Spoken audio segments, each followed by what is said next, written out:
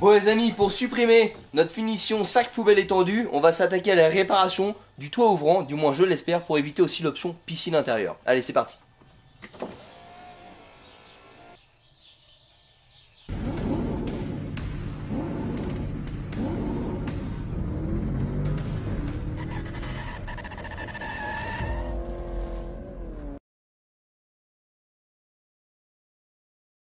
Les amis, avant de démarrer, je souhaitais remercier le partenaire de cette vidéo, Autodoc. Les amis, Autodoc, c'est un site de vente de pièces détachées automobiles présent dans plus de 21 pays en Europe. Autodoc dispose d'un site internet, mais aussi d'une application avec des prix vraiment attractifs.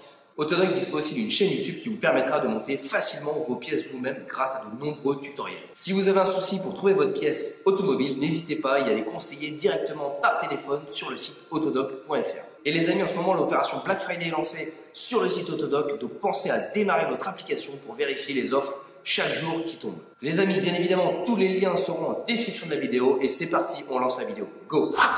Bon les amis, on se retrouve au garage avec la première fois l'insertion dans le garage de la 760. Alors franchement, je suis plutôt agréablement surpris parce que je pensais pas qu'elle allait rentrer aussi facilement. En fait, elle fait exactement la même taille que ma Panamera, donc elle rentre exactement au même endroit que la Panamera. Donc ça c'est plutôt un bon point parce que j'avais un petit peu peur qu'elle ne rentre pas dans le garage, du moins sur le pont. Alors aujourd'hui les amis, on va résoudre le problème principal de la voiture et surtout le plus contraignant, parce que si vous regardez derrière moi, il fait toujours aussi beau en Normandie en plein mois de juillet. Ce qui fait que la panne la plus problématique sur ce véhicule là, c'est l'option piscine non chauffée. Ce qui fait que, étant donné que la voiture dort dehors pour le moment, et c'est problématique quand tu as une fuite qui va à l'intérieur. Donc je m'occupe immédiatement de ça. J'ai soupçonné, parce que là ça va faire quelques jours qu'on a la voiture, j'ai soupçonné une fuite au niveau du toit ouvrant. Alors une fuite au niveau du toit ouvrant, ça n'a rien d'anormal puisque les toits ouvrants c'est pas 100% étanche. Mais en fait vous avez un système de gouttière au niveau du toit ouvrant qui redirige dans des canalisations l'eau en bas. J'ai plutôt la suspicion que l'une de ces gouttières là soit bouchée, et surtout côté conducteur, parce que côté passager il n'y a pas d'eau, côté conducteur c'est inondé, mais vraiment inondé. Là j'ai retiré à peu près 3-4 litres de flotte en épongeant. Donc j'avais mis une petite option personnelle, sac poubelle étendu. Donc j'avais mis tout simplement de l'eau avec un sac poubelle pour plaquer, pour éviter que l'eau puisse rentrer sur le toit ouvrant. Et j'aimerais bien aujourd'hui dans cette vidéo pouvoir réparer ça. Donc pourquoi je soupçonne surtout le ciel de toit et pas la baie de pare-brise ou les joints de vitre? Pour la simple et bonne raison que j'ai attendu qu'il y ait une grosse averse, j'ai ouvert le toit ouvrant et en fait on voit bien l'eau qui stagne dans le coin en haut à gauche. Et normalement ça ne devrait pas stagner parce que vous avez une gouttière. Donc si ça stagne, c'est que la gouttière ne fait pas son travail.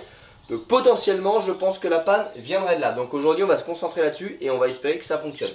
Donc là les amis, on va sortir le toit ouvrant et je vais vous montrer un petit peu tout ça. Bon allez, je vais retirer mon option définitive. J'espère que ce soit la dernière fois que j'ai besoin d'utiliser cette option inédite. Le sac poubelle étendu. Voilà. C'est une option qui est au-delà du cuir étendu. C'est un système anti-fuite. Et là maintenant on va aller ouvrir le toit ouvrant et vous allez voir. Alors le fait que ce soit un peu de mousse, c'est tout à fait normal parce qu'en fait j'ai mis de l'eau savonneuse pour permettre au sac poubelle de plaquer. Ça c'est une petite technique de cycliste.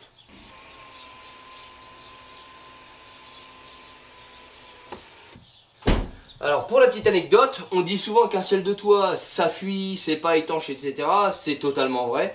Pour la simple et bonne raison que ces joints qui sont ici sont pas des joints un peu en caoutchouc, mais un petit peu, je connais même pas le vrai nom de la matière, mais ça fait un petit peu comme du daim.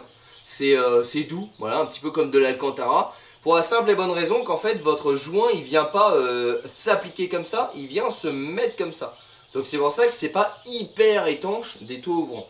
Alors après avec le temps les joints sèchent, ils deviennent de plus en plus secs et donc ça s'accentue.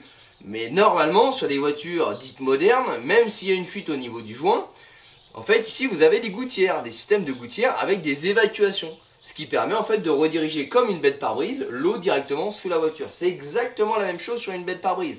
Vous avez les boîtes à fusibles, vous avez tout ça, vous avez un joint et l'eau est redirigée dans les passages de roues. Et exactement la même chose sur le coffre. Quand l'eau ruisselle du pare-brise arrière, sinon ça irait dans le coffre. Donc vous avez un système de gouttière qui redirige dans les passages de roues arrière. Voilà pour la petite anecdote. Donc, quand vous avez le coffre qui est mouillé, penchez-vous sur les gouttières du coffre. Quand c'est l'habitacle, penchez-vous sur le toit ouvrant, mais aussi la baie de pare-brise. La baie de pare-brise peut aussi rentrer par l'habitacle. Donc si c'est pas ça, on s'occupera plutôt de là-bas. Et pareil, ça peut être les portes. Les carreaux ruissellent sur les portes sont creuses et l'eau passe dans les portes. Elle ne passe pas sur les portes. Faut bien penser à ça. Donc ça peut être aussi les évacuations des portes qui sont bouchées et qui ruissellent à l'intérieur. En l'occurrence, ça je l'ai vérifié avec un Karcher, pas de problème, ça vient pas de là, j'ai pas de doute.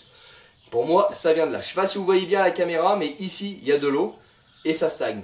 Donc la première étape, qu'est-ce que je vais faire? Je vais essayer de passer dans les différentes gouttières un câble, ce que j'ai sous la main. Je vais prendre certainement un câble de débroussailleuse, donc c'est du câble de 2 mm que je vais essayer d'insérer, voir si ça bloque à un moment. Je vais essayer de faire les 4 coins, ça se trouve ça va se débloquer immédiatement et j'aurai résolu mon problème en 5 minutes. Si ça bloque et que je peux pas passer mon câble, dans ces cas-là, ça devient un peu plus chiant. On va essayer de trouver les débouchés, donc vraiment sous la voiture, là où c'est censé s'évacuer, et faire à l'inverse, de bas en haut. Et si là ça marche toujours pas, alors c'est la grosse merde, parce que dans ces cas-là, il faut dégarnir la voiture.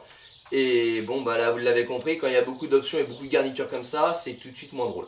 Donc les amis, je vais chercher un petit tuyau, un petit câble, quelque chose, et on se retrouve pour le premier test. Bon, donc ça c'est absolument la seule chose dont je dispose à la maison, d'assez long et d'assez entre guillemets rigide pour pouvoir passer dans les canalisations.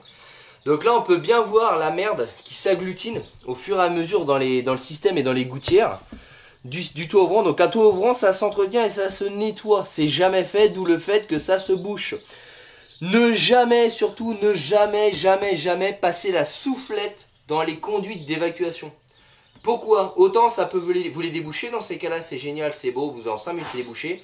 Mais ça peut aussi vous déboîter les canalisations. Et dans ces cas-là, c'est le dégarnissement intégral de la voiture pour remettre les canalisations. Donc oubliez cette technique-là, parce que c'est qui tout double.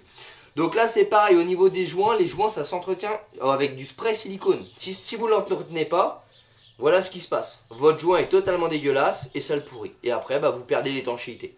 Donc un toit ouvrant, le premier problème c'est le manque d'entretien. Donc là moi j'ai des petites canalisations, je suis pas sûr que vous les voyez. D'ailleurs même moi j'ai du mal à les voir. Hop, j'en ai une qui est là. Et là bah on va passer. Et on va prier que ça s'enfonce. Pour le moment ça s'enfonce. Écoutez, pour l'instant ça n'a pas l'air bouché. Alors ça se trouve c'est juste bouché à l'extrémité. Donc là je vais couper mon fil, je vais en passer un ici. Et tant qu'à faire, même si là-bas il n'y a pas de bouchon à proprement dit, puisque là on voit que c'est clairement mouillé et là-bas je vois très clairement que c'est sec, mais tant qu'on y est je vais faire les 4 parce que si ça bouche après, je suis bon pour refaire de l'autre côté. Donc là j'ai bien épongé mais le sol est encore bien humide et j'aimerais bien profiter de l'été pour que ça sèche et ne plus avoir ce problème là cet hiver.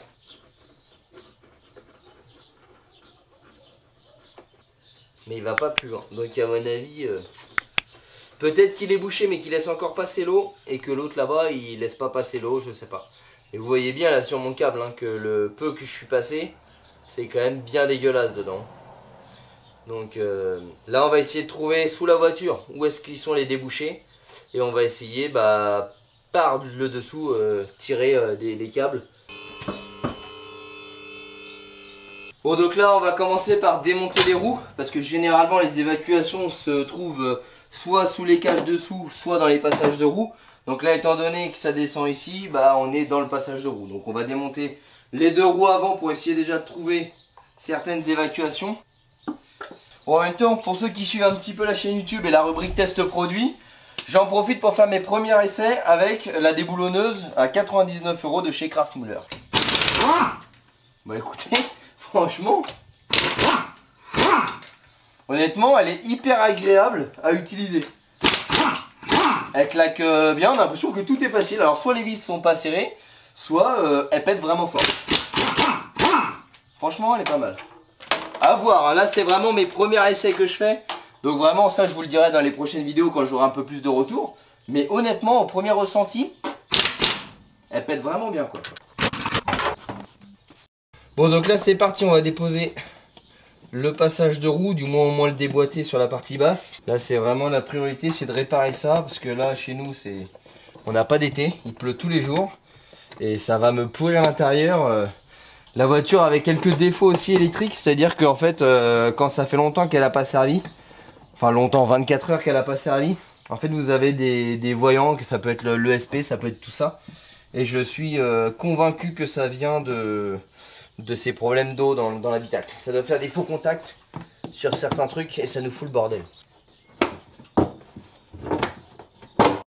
Bon alors là on voit un petit peu les entrailles de la voiture. On a un système ici, je ne sais pas du tout ce que c'est. Je me demande si c'est pas un système indépendant pour avoir du chauffage dans l'habitacle. Quand le moteur est coupé, en fait, ça utilise du carburant et ça vous chauffe l'habitacle. Il y avait ça en option chez BMW. Et on dirait bien que c'est ça. Là, on a une évacuation d'eau ici. Je suis sûr que ça... Ah, là-haut. Ah, regardez ici. Là, on a une belle évacuation d'eau qui est bien dégueulasse. Et là, derrière, j'ai l'impression que... Ouais, là, il y a une évacuation d'eau au bout de mon doigt, là, ici. Et regardez, c'est bourré de merde. Ça, c'est bouché. Ça se pourrait bien que ce soit... Ah oui, c'est... Oh là là, ce qu'il y a dedans. Ça, à mon avis, ce serait peut-être les gouttières arrière qui passeraient du coup dans le bas de caisse et qui s'évacueraient là. Bon, en tout cas, ce qui est sûr, c'est qu'il n'y a pas de doute, c'est bouché. Regardez. Ça se déboîte peut-être. Ah ouais, voilà. Ouais, bon, bah voilà. Hein. Regardez dedans. Voilà les conduites d'évacuation des eaux. Donc, il y a quand même de fortes chances que mon problème vienne de là. En fait, on a une petite croix ici. Donc là, c'est clairement fait pour évacuer l'eau, mais pas la boue. Mais avec les années, vous avez de l'eau et un petit peu de boue qui se forme, des algues, etc. Et du coup, ça s'agglutine là, ça bouche. Puisque elle, vous voyez, c'est voilà, c'est juste fait pour faire passer l'eau, pas pour la faire passer la boue. Donc tout est totalement bouché. Donc là, on va déjà s'occuper de ce côté-là. On va naviguer un peu le câble pour voir dans quel trou il se trouve. Et puis après, bah, on va passer par ici les câbles pour aller gratter un petit peu les conduits. Et après, on va faire passer de l'eau pour s'assurer que ce soit correctement débouché. Bon, là, je vais le retirer au complet. Je pense qu'on devrait voir la merde dessus. Bon, ça va, c'est pas hyper dramatique à mon avis, on est vraiment bloqué par le dessous. Donc si je reprends mon schéma, en gros, vous voyez, je suis arrivé ici.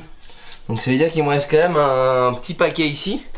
Et à mon avis, c'est par là que c'est bouché. Et c'est pour ça qu'à mon avis, ça... Parce qu'en fait, c'est des manchons, hein, c'est en plusieurs raccords. Donc si ça s'évacue pas, bah tout simplement, ça déborde. Ça fait exactement un système de siphon sur vos maisons.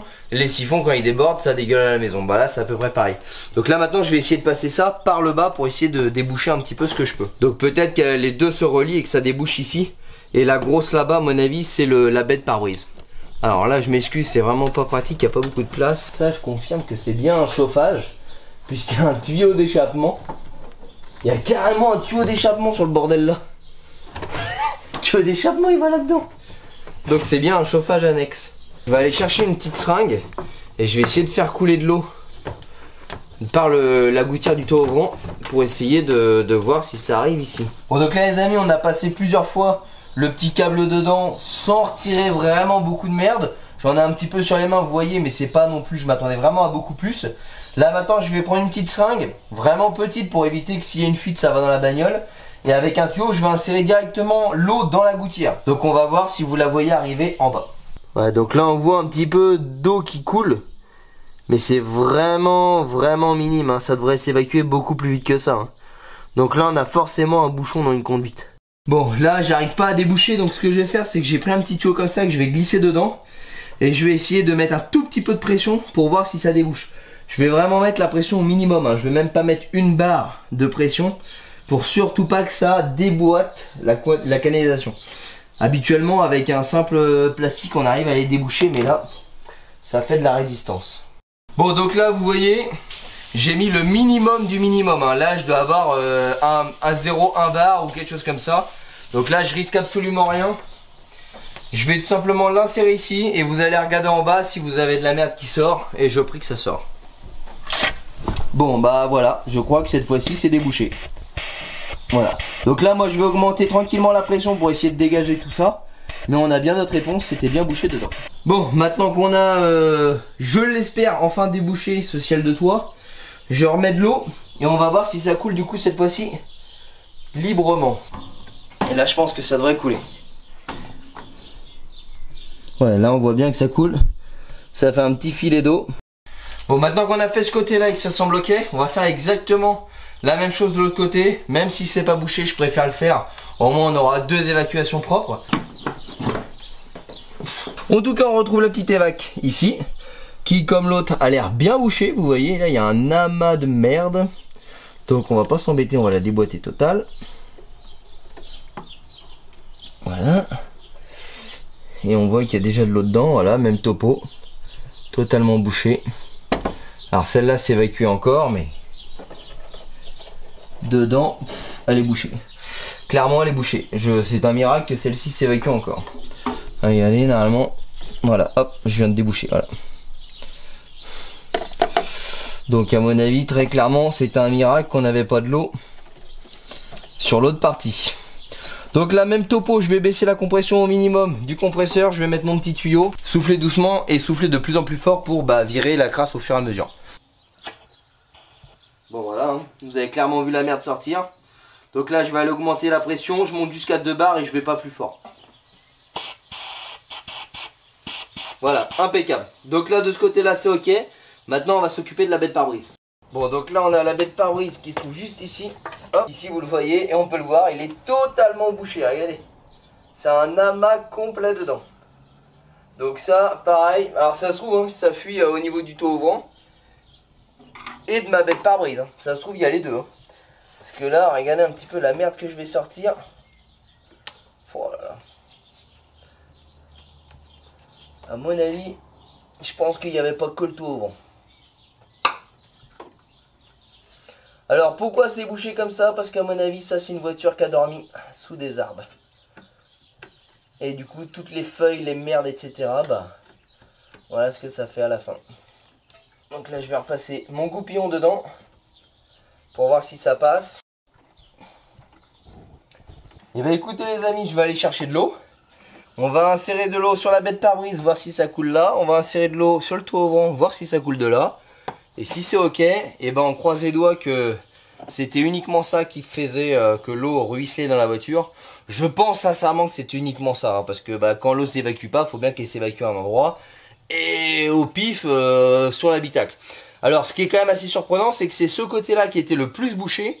Et pourtant c'est de l'autre côté que ça fuyait. Alors peut-être l'étanchéité au niveau des manchons dans les garnitures qui font que ils étaient moins étanches côté conducteur que côté passager. Peut-être qu'il y a une liaison dans tout ça et que ça déborde parce que la jonction se fait côté conducteur. La réponse je ne l'ai pas donc je vous la donnerai pas. Ce qui est sûr c'est qu'absolument tout était bouché. Bon les amis, là j'ai pris une bouteille d'eau. Ce qu'on va faire c'est que je vais balancer de l'eau vraiment là abondamment sur le taux ouvrant. Et on va vérifier que ça s'évacue bien de ce côté-là et de l'autre côté. Donc je vais mettre avec un entonnoir, je vais diriger vers un côté et diriger vers un autre pour m'assurer que c'est pas l'un des deux côtés qui vide. Vous comprenez ce que je veux dire? Donc là je mets abondamment de l'eau.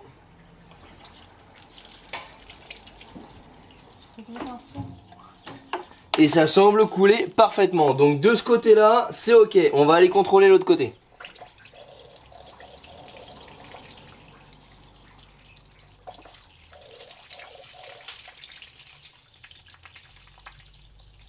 Bon donc là c'est pareil, on peut constater que c'est totalement débouché. Donc je pense et j'espère que c'était uniquement ça notre problème. On va essayer de tester la baie de pare-brise. Généralement c'est plus compliqué à tester puisque soit vous connaissez les conduites, là en l'occurrence c'est pas le cas. Soit vous arrosez abondamment la baie de pare-brise et avec ma bouteille d'eau d'1,5 litre que j'ai pas fini. Donc on va quand même essayer de faire le test et on verra bien si ça passe ou si ça passe pas. Et puis je contrôlerai à l'avenir que ça ne remouille pas. Donc là je vais continuer à éponger. Je pense qu'on va aller voir tout à l'heure où est-ce que ça en est. Et puis après les amis, si jamais c'est pas ça la panne, je vous referai une vidéo dans toujours cette fameuse recherche. Alors ce n'est pas une panne mais ce recherche de problème. On va balancer de l'eau abondamment et on voit bien ici que ça coule. Voilà. Vous voyez bien que ça s'évacue immédiatement. Donc la même topo, on va verser 1,5 litre d'eau et on va voir un petit peu si ça coule. Bon là voilà. On voit bien que ça coule, c'est même bien dégueulasse qui coule. Ah, à mon avis il y a plusieurs évacuations, hein, vous l'avez vu. Là ça s'évacue bien, pareil devant. Donc là visiblement il n'y a pas de problème, ça fonctionne bien. Maintenant il n'y a plus qu'à remonter et à prier le bon Dieu de la mécanique que c'était ça notre problème. Ce qui m'évitera d'avoir de la moisissure et d'avoir l'intérieur de la 760 qui pourrit. Donc là je vais pas remettre le petit bouchon ici. Pourquoi? Parce qu'en fait il est juste fendu pour faire passer l'eau. Ce qui fait que quand vous avez de la merde qui se développe, ça s'agglutine là et ça bouge tout le conduit. Donc moi je préfère ne pas le remettre. Et au moins la merde s'évacuera tout doucement.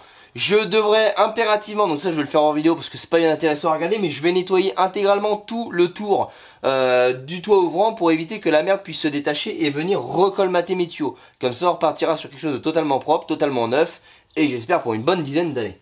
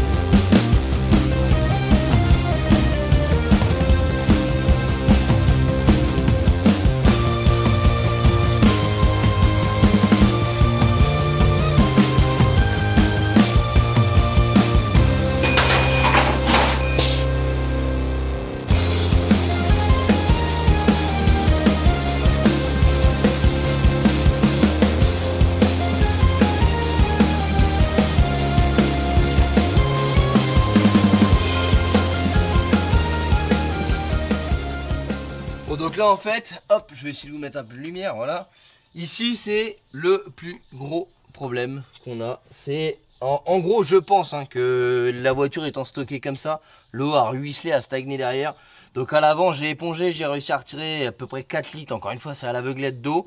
Là c'est en train de sécher, donc on sent qu'il y a encore une humidité, mais c'est comme du linge un peu humide, mais c'est en train de sécher. Par contre ici, si vous écoutez bien, en fait, on sent qu'il y a encore de l'eau dessous. Vous savez, c'est des moquettes insonorisées. Donc en fait, vous avez la partie moquette ici. Et dessous, ça fait comme une espèce d'isolation. Et ben en fait, cette isolation-là, elle est pleine d'eau. Et le problème, c'est que je ne peux pas démonter la moquette. Elle est en un seul morceau. Donc imaginez, il faut que je démonte les sièges, les passages, les carrés de porte, la banquette arrière. Enfin, imaginez, je dépoile toute la voiture. C'est impossible. Donc là, j'ai fait à peu près 4-5 serviettes comme ça. Et là... regardez le problème, hein. Ici j'ai retiré, il y a des trous pour fixer les moquettes que j'ai retirées, qu'on peut voir sur les autres sièges. Là vous avez des tapis qui sont carrément en moquette sur la moquette. Et regardez l'eau qui sort. Voilà, vous comprenez qu'en fait c'est totalement éponge. C'est que dedans, voilà, il y a encore plein d'eau. Donc là je vais continuer à essayer d'évacuer un maximum d'eau comme ça avec des serviettes, d'absorber. Et normalement s'il n'y a plus d'eau qui doit couler à l'intérieur, et bah ça ne devrait que sécher. Maintenant, si j'arrive pas à me sortir de l'eau, il y a deux problèmes. Soit ma technique n'absorbe pas assez d'eau, soit ça coule encore dans la voiture. Donc là, je vais continuer à absorber pas mal de petites serviettes, etc. Je vais laisser bien sécher avec un petit radiateur. Si je m'en sors, et vous aurez pas de suite. Je vous dirai dans mes lives le vendredi que c'était bien ça la panne. A l'inverse, si je vois que ça remouille plus que ce que c'est actuellement, c'est que la panne n'a pas été trouvée et qu'il y a un autre problème. Donc les amis, vous allez voir ça par la suite en vidéo. Bon les amis, ça y est, ça s'achève pour cette petite vidéo. Alors bien galère quand même cette foutue panne. J'espère sincèrement que c'était uniquement des problèmes d'évacuation d'eau et qu'il n'y a pas de tuyauterie déboîtée dedans. Je ne pense pas, parce que vous avez vu maintenant ça s'écoule bien, alors qu'au début ça s'écoulait pas du tout. Mais encore une fois, je ne peux pas être certain à 200% que ce soit ça la panne tant que ça n'a pas séché. Donc les amis, n'hésitez pas, si vous avez des problèmes d'infiltration d'eau sur vos véhicules, ça peut venir. Si vous avez un toit ouvrant, regardez prioritairement sur le toit ouvrant, vu que c'est une partie qui est plate, l'eau a tendance à stagner. Ensuite, regardez la bête pare-brise, regardez également à l'arrière si votre problème est à l'arrière, vu que vous avez des évacuations d'eau comme ça. Et sinon, en dernier recours, ça peut être également les pare-brises, des fois la colle à pare-brise qui se décolle dans un coin et une infiltration d'eau. Pensez également à regarder au niveau des portières. L'eau, contrairement à ce qu'on pourrait penser, le joint ici, il n'est pas étanche. C'est-à-dire que l'eau qui ruisselle, il y a une partie qui va ruisseler sur la carrosserie. Par contre, vous avez 50% qui va rentrer dans le joint ici, qui va traverser à l'intérieur de la porte et qui va venir s'évacuer dessous. C'est pour ça que vous avez un jour ici qui permet à l'eau de s'évacuer. Et si vos bouchons de portière sont bouchés, l'eau va stagner dans la portière et par la garniture va déborder dans l'habitacle de la voiture. Donc pensez également à regarder ces petits points là. Il y a toutes ces petites choses là sont à vérifier quand vous avez des infiltrations d'eau. Et quand vous avez vérifié ça, que vous avez la certitude que c'est totalement débouché et que vous avez encore des fuites, alors contrôlez les joints de porte, les joints de pare-brise, si le pare-brise est bien collé. Enfin bref, tout ce qui va être joint d'ouverture. Les amis, j'espère que cette petite vidéo vous a plu. J'espère qu'elle pourra en aider beaucoup d'entre vous qui auront ce genre de problème sur les véhicules. Si jamais le problème n'est pas résolu ou que je n'arrive pas à me sortir de l'humidité sur la place arrière, je vous referai une vidéo sur comment je vais faire, parce que pour le moment j'y ai pas réfléchi, mis à part dépoiler la moitié de la voiture. Et encore une fois, si jamais la panne était autre que les bouchons dans les évacuations d'eau, on verra ça ensemble et on essaiera de trouver le pourquoi du comment. Les amis, n'hésitez pas à nous rejoindre sur les réseaux sociaux, Facebook, Instagram, tous les liens sont en description de la vidéo, ce qui vous permettra de pouvoir suivre un petit peu en direct, au jour le jour, ce qu'on fait au garage GLB. Et surtout, n'hésitez pas à vous abonner à la chaîne YouTube en mettant la petite cloche pour recevoir la notification pour les futures vidéos, que ce soit sur cette BMW V12, sur notre 530D, sur la restauration de la R5 Alpine Turbo ou même notre DR8. Allez les amis, à très bientôt, ciao.